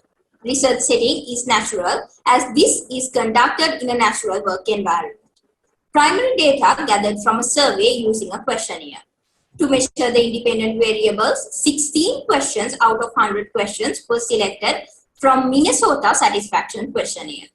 Questions presented by Lindner in 1998 were adapted to measure the dependent variable motivation. Population is 108 production department employees from the selected pharmaceutical manufacturing organization in Sri Lanka, and from them, 82 employees were selected as the sample. SPSS version 27 was used to analyze data using descriptive statistics and inferential analysis, which contain multiple regression analysis. Sample structure consists with 79.3% male respondents and 20.7% female respondents, while 71% of respondents are unmarried and 29% of respondents are married. 81.7% respondents belong to the age group 18 to 29, and 17.1% and 1.2% are from the age groups of 30 to 39 and above 40 respectively. 95.1% respondents comes under the salary range of 25,000 to 50,000, and 2.4% fall into the category of 50,000 to 74,990 range, while both the 75,000 to 99,999 and above 100,000 ranges are represented by 1.2% each. Descriptive statistics are presented in here, which the standard deviation is less than 1 in all variables, which shows that data is not much dispersed from the mean value. As per the multiple regression analysis, P-value of recognition and leadership variables are less than 0.05, which indicates that recognition and leadership have a significant impact on motivation of pharmaceutical production employees. Hence, first and third hypothesis can be accepted. Yet, P-value of responsibility and remuneration is higher than 0.05, which indicates that responsibility and remuneration does not have a significant impact on motivation of pharmaceutical production employees. Hence, second and fourth hypothesis will be rejected. Moving on, recognition has a significant impact on the production employees' motivation with a positive relationship. Reason for this can be identified as the majority of the employees in this organization are young and have a long career ahead, and to progress in their careers, they need to get as much recognition as possible from their organizations. As a result, employees are hungry for recognition. This finding was supported by the finding of Khan et al. In 2010 and Bhattacharya in 2014. Responsibility does not have a significant impact on the production employees' motivation. However, it has a positive relationship with motivation. Contrasting ideas for this were presented by Marty in 2002 and Weil, Mu and Dato in 2019. Yet, the reason for this can be identified as, in this study, most of these employees are school leavers and used to relying on the instructions given by their superiors. Therefore, they do not prefer taking responsibilities given their lack of technical knowledge compared to the more technically qualified officers. As a result, they prefer to follow the officers rather than taking responsibilities. Next, leadership. Leadership has a significant impact on the production employees' motivation with a positive relationship. This finding was backed up by the findings of Bono et al. In 2007 and Richer and Velaran in 1995. In this organization, as there is a lot of technical knowledge involved in manufacturing pharmaceuticals and given the strict guidelines to be followed in the process, the production assistants, who are relatively less educationally qualified, who constitute the majority of the sample, have a strong sense of respect toward their superiors, and they depend on the superiors for guidance and approvals, resulted in this finding. Finally, remuneration does not have a significant impact on the production employees' motivation. However, it has a positive relationship. As most of the employees in the department are in the age range of 18 to 29, for most of these employees, this is their first job. Rather than their financial desires, they have the desire to learn more and gain more experience. This is backed up by the findings of Shelter et al. In 2015, where it was found that millennials are keener about acquiring skills and improving on their talents rather than earning money. Also, the majority of the employees are still unmarried. Therefore, their financial burdens are less compared to those who married and have families to feed, which resulted in this finding.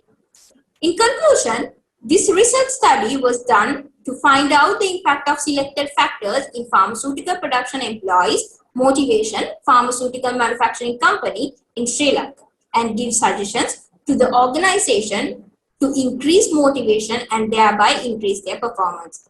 As per the findings, recognition and leadership have a significant impact on pharmaceutical production employees' motivation, while responsibility and remuneration do not have a significant impact on pharmaceutical employees' motivation. Moving on, these are our references.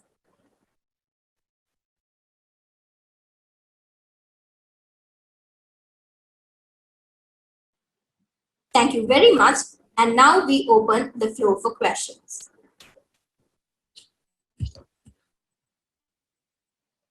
Thank you very much. Sorry, your name I forgot. I'm Ishani, madam. Ishani? Sorry, Ishani? Yes, madam. Okay, Ishani, thank you very much for the presentation. Well done presentation. We'll open the forum for the audience to ask any questions, clarifications, if you have any. The research is about the motivation of pharmaceutical employees. Yes, ma'am. Ishani? Yes. Okay. Okay, if no questions, actually I have a few concerns, Ishani. One is in your research paper, the problem identification is very weak, right? You have to identify the problem with some evidence, low motivation. You can't just say the employees in this particular sector is not motivated or they have low motivation, but you have to bring some evidence to prove that, right? So when you deal with the concept like motivation, right? Other thing, I have a question like this. Why did you select this Herzberg's two-factor theory for this study? While there are so many motivation theories we have? Yes, madam, this is a pharmaceutical manufacturing industry where there is very highly regulated industry, and the workers also like should be educated up to some extent. So when it comes to rather than other theories, when it comes to Herzberg's two-factor theory, the motivators and hygiene factors, we could get some kind of very visible factors of motivation with related to this sample. Especially, we were focusing on production employees. That is the base why we selected this theory among all the other theories. Okay, better Ishan, if you can mention that selection of theory in your paper, right? Okay. So you can have justification. Actually, Herzberg's theory originally he tested with engineers. Oh. Yes. It was originated in that kind of context. The findings came up.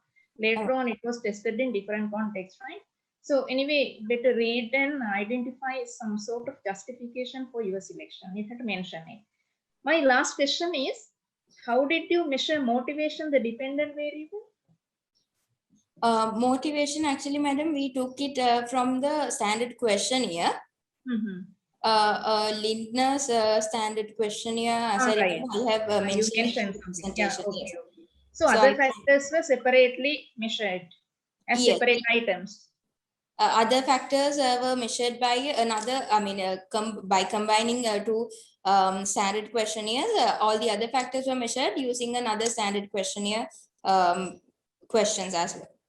Okay. So better, I think you have room to improve your paper by making some additions, justifications for the selection likewise. Okay. So I will hand over to Dr. Ruan. Okay, thank you, Professor Kumuduni. So Ishani, a good presentation, and I read your paper as well. Are you employed in the pharmaceutical industry? No, sir. We have, but one of our authors is employed in this pharmaceutical. Okay, that's all right. Okay, so there are so many good things, strengths. So let me give you some, points so that you can improve your final stuff. Especially starting with your topic. I think you are using motivation twice. So rather than using twice, I think if I were you, I would write factors affecting motivation of production employees of pharmaceutical companies, something like that. So, right? Otherwise, the reader gets confused, right? Don't use twice the motivation.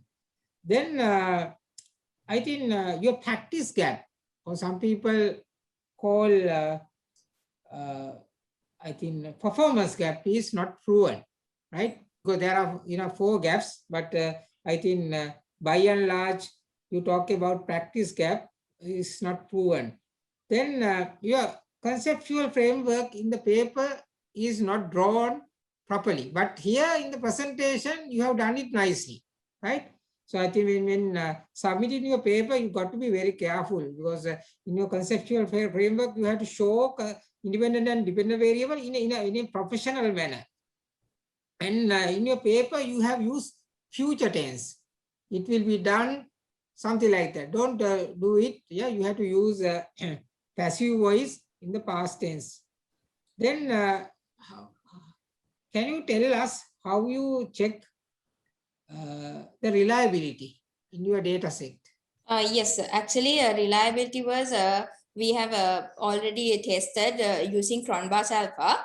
But you did not mention. Yes. That's all right. That's all right. Yes. The other thing is, I am not happy with your number of references. It's not adequate.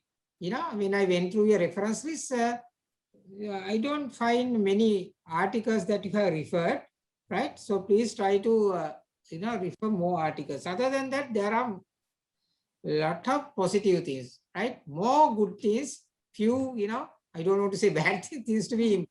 So well done. So all the best. Thank you so much. Thank you, Dr. Wan. I think we have come to the end of our session. Dr. Dilrukshi, is there any direction for us to proceed? Yes, I think you can conduct overall overall comments now. Okay. Shall I start, Dr. Wan? Yeah, please, Professor. You can start, Professor. Okay. Actually, we witnessed today very nice presentations. All the presentations were very well done. I had to tell it. So in our session, our track, we had 4 papers proposed, but only 6 papers were presented. Among the presented 6 papers, 1 was literature review, all other were empirical research, right? So as I said even earlier, very well presented. The presenters were they were very much confident on what they were presenting, and presentations are very well structured, well done. So I have to appreciate their effort. They did a very good contribution to this forum today. So we witnessed it. So actually papers also well written as a whole, very well written. And there are, as usual, there are certain places for you to improve with our comments. So after reading again, sometimes you will identify your own mistakes, right? Now listening to others, comments given to others also, you might have learned something. This is a learning process we are in. So there is no any destructive comments given here. All the comments, all the questions we ask for you to understand something and improve your work, right? So with that, one important thing I want to tell you all, that's I told, I think, with me, this is all papers I saw, you are giving recommendations. But now you can give recommendations to, at the end of your study, if you have undertaken a study from one organization, if it was their request, a project, if the company invited you to do this study, please, we have a problem like this, please investigate this. So do this study and tell us something, how we can overcome this. Such a situation, you can give recommendations. But other cases, like we see the performance gaps in places. So with evidence, we collect them and we put them as problem identification. We go it in our own way. We select our own methodology. So how can we give recommendations to organizations? Because there is no organization to listen to our recommendations. But then it is important. It's important to give a final conclusion and implications. So I would like to suggest you to replace the word recommendation with implications. For this kind of scholarly, research, recommendation is not the word we use, it is implications. If you undertake a project, if it is an applied research project, it's all right, you can give recommendations. But this kind of scholarly work, better you give implications. Implications for the practitioners, or managerial implications, or maybe implications for policymakers if you are touching the industry level, likewise. So that is my overall comment for you all. So thank you very much. Actually, because these all presentations were very well done, we are in a problem in, I think Dr. Rowan will agree with me, we are in a problem in identifying best presenter. All presentations were very well done. So thank you very much. All the best to you all. Thank you very much for the contribution you made. Thank you so much. Thank you so much. Dr. Ruan? Yes, please. Okay. First of all, can we Professor. take a photograph? Yeah, okay. Please me. on your cameras. Yeah, okay. Everybody, you can on the cameras.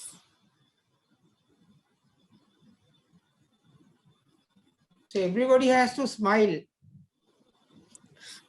Miss Ishani, please switch on, if possible. Okay, thank you very much. Thank you. Professor Kumudani, Yes. as paper 60 also coming now. What shall we do now? Sorry, ma'am. Really sorry for that, because they assigned me in the wrong track. So I've been waiting there for that track. Then only I understand my track is wrong. Now only they send the link. So actually I did very hard work to my paper. So if you feel better to ask some question, can you do something? We have, sorry, one other session starting 3 o'clock. But anyway, because of this request, 3:15. It's starting 3:15. We will quickly. Okay. It's all right. Okay. It's all right. Yes. We'll let him do the presentation. Yes, we can finish it by 3:50. Vivek and my co-authors this conference. Good evening, everyone. First of all, I would like to thank CIPM for conducting this conference. As authors, I am Ramakrishnan Vivek and my co-authors Dr. Nanda Kobans. I would like to thank my co-authors to supporting for these studies. So actually my title is Exploring the Barriers for Strategic Planning Process of Public Universities in Sri Lanka. This is a qualitative study. When it's come to the Sri Lankan context in the educations, the peoples in the country highly depend on the significance to understand the barriers in strategic planning process in public university in Sri Lanka. So the background of these studies is public and private organizations have to face high competition due to scarcity of the resource that may compete, such as human and physical resources. When it's come to the resources, so organizations highly play the shortage in terms of scarcities. Even the resource-based theory is also suggesting, so we have to incorporate and minimizing and maximizing the benefit by arranging the resources in an effective way. And when it's come to the long-term direction, so long-term direction is called as strategy. So long-term direction for the organization is provided by strategic planning using the external and internal environment factors. So it depends, it's called open system theories.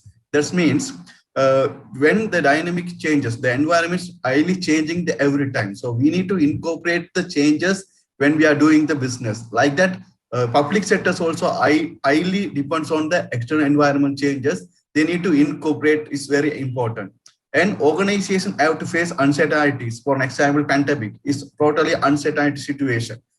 We need to adapt that environment changes in unexpected demand in the internal and external environments. So that's why this study is playing the major role. So the problem statement is, when it's come to the evidence gap, the different barriers have been presented by different researchers, but to no consistency. For an example, in the Veera Surya papers in 2016 papers, he highlighted what are the relationships between the students and academics, and he narrowly focused, it's a quantitative studies, but he mentioned in context of public university in Sri Lanka, we need strategical level studies to identify the barriers and implementation issues in strategic planning process is required. So based on that, the gap is identified. The knowledge gaps, the existing findings are not specifically related to strategic planning process. Yes, most of the studies are connected with HR, human resource oriented things, how they are relationship with students and lecturers, and how the resources scarcities, what are the internal resources and usage, like that, the studies conducted. But there is no high scope of the strategic planning levels. So these studies, so highlighting that point as well. Practical knowledge gap has been identified. That means in public universities, Sri Lankan context, few studies only address in the strategic level, but there is not the in-depth level focus on studies. So that's why these studies play a major role.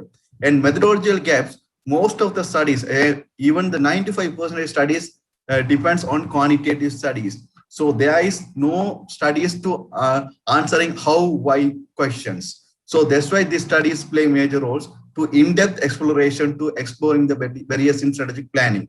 Even the studies is contributing the theoretical gaps to identify the model. What are the factors, barriers in strategic planning process? And population gap also identified. Most of the studies are depends on students, though most of the samples are students and lecturers, but not the strategical level. So these studies highly focused on strategical level of universities. For example, strategic directors and dean of the faculties and registrars has been collected data from them. So that's a problem statement identified. So the objective of studies to identify the present strategic planning process of public universities in Sri Lanka, to determine the barriers for strategic planning process of public universities in Sri Lanka, to make the recommendation to overcoming the barriers. So as we discussed in the literature review, so strategy is a kind of long-term action is make sure that achieving the organization goals and objectives. So strategic management process, scanning the internal and external environment. Through that, we can develop the sound strategic plan. Through the strategic plan, we can implement the sound actions to get the benefit of organization. So strategic planning process is organization assessment to identify the internal strength and weakness and external threats and opportunities. Through that, we can come to the good action plan. So that's why strategic planning is playing major roles. So literature reviews touch those areas.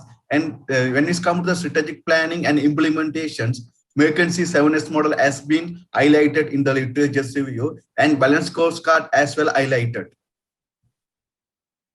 And literature review, so through the literature reviews, the previous studies in Sri Lankan context has been identified the factors which are affecting strategic planning and implementation process. The organization culture, the previous papers highlighted, organization culture is a major factors affecting on strategic implementation, organization commitment, student unions work, and student unions, they are highly engaging the politicals. So that's why other factors called political instability and financial strength and company and lack of communication language. We all depends on the multi-language culture. So when it's worked to and we studied, there is a barriers to implement as we plan the strategies. So these are the key factors identified through the literature reviews. To the further exploration, the study adapted qualitative studies. The research methodology we want to highlight this paradigm and philosophies is highly depends on the interpretation approach, because these studies focus on the pupils, how they experience and how they viewing the real world experience. Not only the pupils, but also what are the document has been recorded in the issues towards universities in Lanka. So this called as an interpretation approach. So that's has been selected for these studies. Resource approach, we have selected inductives. So the studies highly focused on in-depth explorations through that through the interviews, unstructured interviews. The multi-method. Why I am telling the multi-method is in qualitative we can use the multi-methods. That's called triangulations. So to ensure the validity and reliability of the studies, I have used the triangulation methods. So I have adapted as an intimidation towards academics, and that's very big place. Sometimes the religious values are come to the conflict between the academics. They're using as a strategy to get the benefits of students like that. So that's for an example in one of the newspapers also highlighted. So they use the religious tattoo. That's why therefore the universities can't take action. The university were closed nearly 3 or 4 months. So because it's become the sensitive issues of this. The interpretation, as I said, this is a literature review. We can identify some key factors, as I said earlier. And this study particularly identified social media and the transformation management skills and lack of has been identified to studies. So the recommendation, top management should create the awareness of importance of strategic plans, more highly required in university strategic planning process. So this the study is conclusion. So this is my studies, and I would like to thank CIPM to give me this opportunity. Thank you very much. Thank you very much. We are sorry about now we could not accommodate you in the proper place in this presentation. We are sorry about it. So because we are running out of time, I would like to give the chance to Dr. Ruan Abhisekar to make a comment quickly. Yeah, Professor, thank you. I asked only one question, Professor, since time is running out. Okay, good presentation, Vivek. I think sorry to hear that you had problems of joining this session. I think it's a qualitative research, so I'm happy that you have done a qualitative research. And in qualitative research, there are different types of qualitative research. For example, grounded theory, phenomenology, right? Then we got something like case study.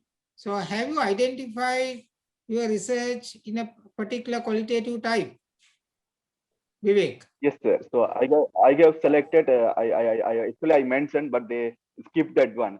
I have selected 7 universities as a case study. No. I'm not asking about the universities. I'm asking Vivek, in qualitative research, there are different types. For example, grounded theory, case study. Because there are different types of qualitative research. So which type did you use? It's a phenomenology, less samples to explore the only few samples has been identified. Thank you very much. Okay, Vivek, thank you very much. Actually, I went through your paper also, right? I think I'm very happy because you did a qualitative research and it was well written also, right? There are a few things. So I have given my comments. So has Professor Kumudini. She also has given her comments in the paper. So I'm sure you can develop it to a very good paper. So well done. All the best, Vivek. Okay, sir. Thank you. Okay. Have now come to the end of the track number 7 under technical sessions. Sessions of the 5th CIPM International Research Symposium on HRM 2021, organized by the Standard Committee on Applied Research and Knowledge Center of the Chartered Institute of Personnel Management of Sri Lanka. Before we concluded, I wish to express my humble gratitude to Chairperson of the track, Professor Kumuduni Disanayaka and Dr. Ruan Abhisekara for the sparking their valuable time and joining with us today despite their very busy schedule. I am sure that the comments and suggestions made by you are benefited for the authors and the presenters who are joining with us today. Next, I would like to invite you to join the case study presentations session, which started 3:15 p.m., which will be valuable features of the conference this time. Also, I invite to stay with us for the concluded sessions in 4:30. And the names of the best presenter, best paper authors and the presenters will be announced there. Please use the main hall Zoom link to join these 2 sessions. I kindly request the chairpersons and co-chairpersons remaining as need for finalize the results of the best presenters after the present leaves.